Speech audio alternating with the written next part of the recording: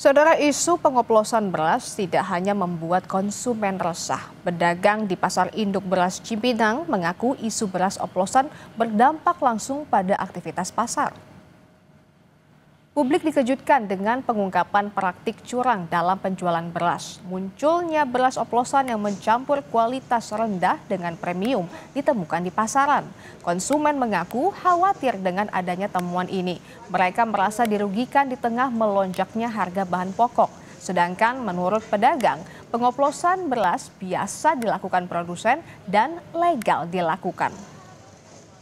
Khawatir sekali. Jadi kadang-kadang saya lihat di sini contohnya bagus ya, terus harganya juga saya cocok. Tapi kita nggak tahu juga, kadang-kadang suka ada warna-warna hitam itu pasir gitu. Tentang beras oplosan yang beredar itu gini, setahu saya PT-PT yang disangka mengoplos itu, setahu saya dia beli bahan dari daerah itu gabah atau PK. PK itu pecah kulit. Nah, terus diproses. Karena kalau dibikin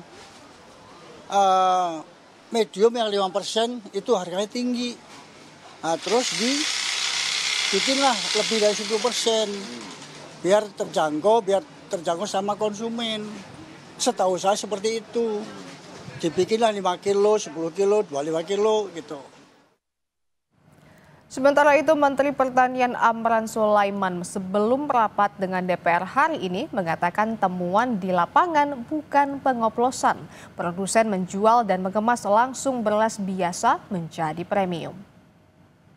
Oplos, karena yang dikatakan oplos dicampur, ini tidak dicampur, semuanya beras biasa dijadikan premium. Ini adalah menurut saya tidak beradab.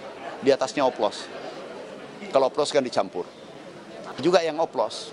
Tapi belum ada langkah-langkah Pak, PT-PT. Sudah, kami sudah kirim ke Bapak Kapolri langsung dengan Bapak Jaksa Agung. Tanggal 10 sudah mulai pemeriksaan, ada 26 merek sudah diperiksa. Di tengah polemik beras oplosan, beras premium masih dijual di toko retail modern di Kota Semarang. Meski sempat mengalami kelangkaan selama hampir 2 pekan, stok beras kemasan mulai kembali tersedia di toko retail Kota Semarang. Kenaikan harga beras di pasaran tidak terjadi pada beras kemasan 5 kg di minimarket.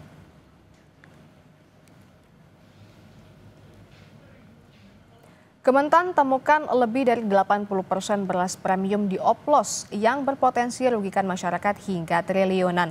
Pada saat bersamaan, penjualan beras premium pun kini menurun di pasaran. Satuan Tugas Pangan menemukan 86% beras premium di Indonesia ternyata dioplos penjual. Menteri Pertanian Amran Sulaiman menyatakan perang terhadap para mafia beras yang selama ini berlaku curang. Menurut Mentan, beras oplosan merugikan pembeli dan juga petani. Ia memastikan pelakunya akan ditindak tegas. 212 merek kami sudah menyurat ke Bapak Kapolri. Kami juga sudah diskusi langsung, kontak langsung ke Pak Jaksa Agung. Sekarang ada Satgas Pangan, kami sama-sama sekarang. Brigjen Joko, beliau sudah periksa, ada 26 merek. Sudah diperiksa tanggal 10 secara maraton. Dan kami yakin ini akan ditindak tegas. Kenapa? Merugikan konsumen kita 99 triliun, hampir 100 triliun setiap tahun. Kementan mengungkap polisi sedang menyelidiki 212 merek beras premium yang ditemukan tak sesuai ketentuan mutu, berat, dan harga eceran tertinggi. Namun pengamat pertanian, sekaligus pegiat Asosiasi Ekonomi Politik Indonesia, Kudori menilai tanggung jawab terdepan berada di tangan Kementerian Perdagangan. Kudori menilai kasus beras premium dijual oplosan jadi ranah Direktorat Jenderal Pelindungan Niaga dan Pelindungan Konsumen Kemendak. Yang terjadi sekarang, pengusaha itu diancam, pengusaha itu semacam diteror gitu ya. Sehingga yang terjadi adalah ketidakpastian berusaha. Menurut saya ya, jangan tarik-tarik polisi itu menjadi polisi ekonomi.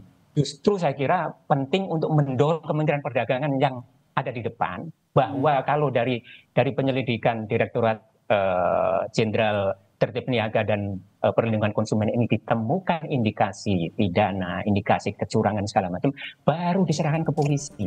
Itu saya kira pendekatan yang jauh lebih bijak. Gitu.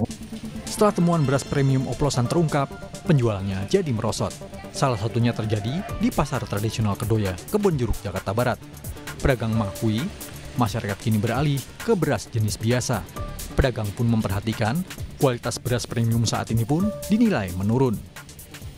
Kalau beras premium itu jelek, makanya omset kita turun.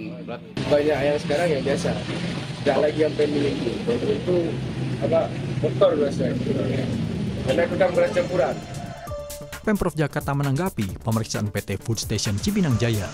Pasalnya, produsen beras ini diduga terlibat dalam pengoplosan dan pengurangan mutu beras. Wakil Gubernur Jakarta Rano Karno meminta polisi untuk bertindak tegas.